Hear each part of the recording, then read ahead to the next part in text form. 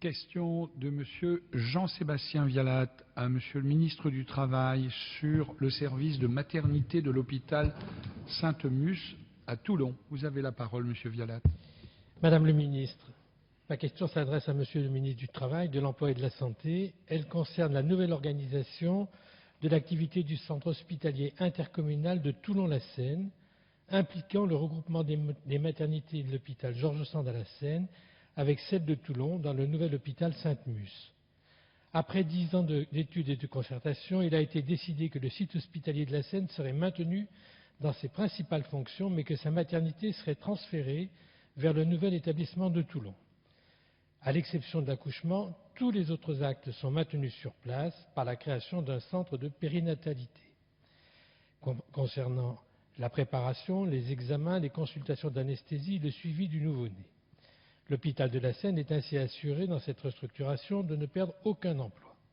Cependant, la perspective du déménagement de la maternité donne lieu à beaucoup d'émotions chez les concitoyens, chez les élus, mais aussi chez une partie du personnel hospitalier qui ont exprimé leur opposition à ce projet. En effet, situé au cœur du quartier sensible de la Zulberte, l'hôpital Georges Sand de la Seine a toute son importance. Il assure une couverture de proximité avec un service de médecine, de chirurgie et une maternité de niveau 1.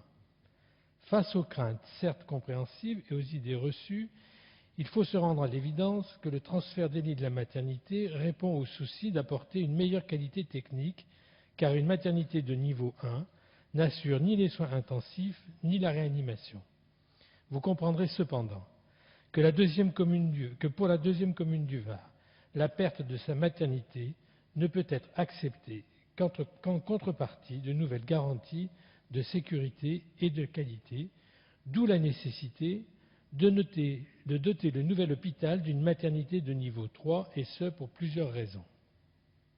Le regroupement des maternités de Toulon et de la Seine représente une opportunité unique d'ouvrir la première maternité de niveau 3 de la communauté d'agglomération de Toulon, apte à prendre en charge les grossesses difficiles, nécessitant des soins importants et disposant d'une unité de soins intensives et de réanimation néonatale.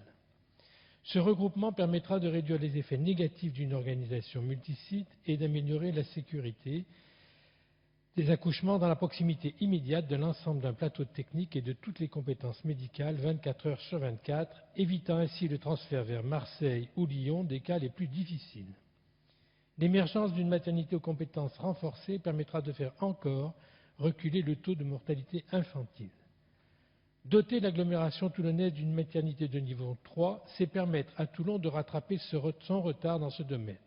En effet, située au 9e rang des 29 premières agglomérations françaises en termes de population, avec plus de 500 000 habitants, l'agglomération de Toulon est la seule à ne pas disposer d'une maternité de niveau 3.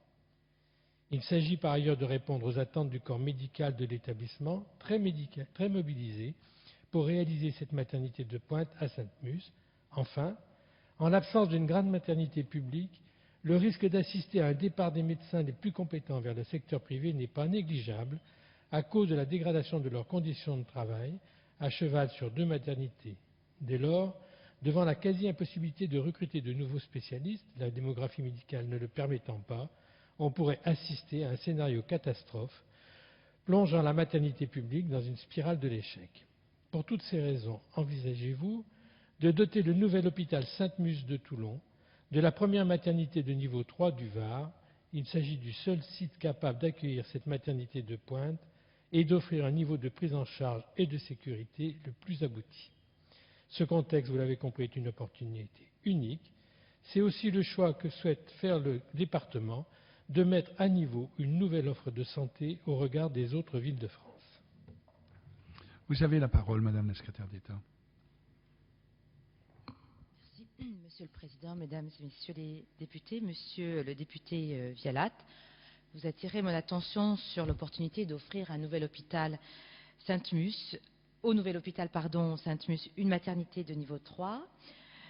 Comme vous le savez, la région Rhône-Alpes-Côte d'Azur dispose d'un réseau de maternités qui, à ce jour, permet une prise en charge satisfaisante de l'ensemble des femmes enceintes dans votre région. L'organisation actuelle s'appuie sur 3 maternités de niveau 3, 2 à l'assistance publique des hôpitaux de Marseille et 1 au CHU de Nice. Le centre hospitalier intercommunal de Toulon-la-Seine est quant à lui doté d'une maternité de niveau 2+.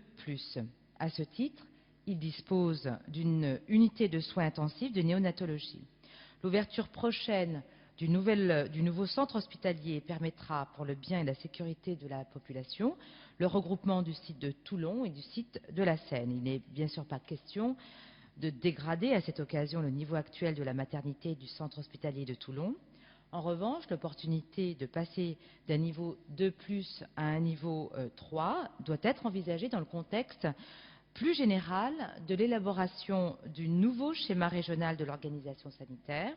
En effet, dans toutes les régions, les agences régionales de santé préparent une nouvelle génération de SROS qui se fonde sur une analyse précise des besoins de santé, de la démographie médicale et de l'environnement sanitaire notamment, pour ce qui nous concerne ici, sur le nombre de transferts effectués vers la maternité de niveau 3 de la région. Ainsi, vous voyez, monsieur le député, votre question tombe à point. Soyez assuré que je veillerai à ce que cette option soit très sérieusement étudiée par l'Agence régionale de santé de votre région. Vous souhaitez reprendre la parole? Non, nous poursuivons.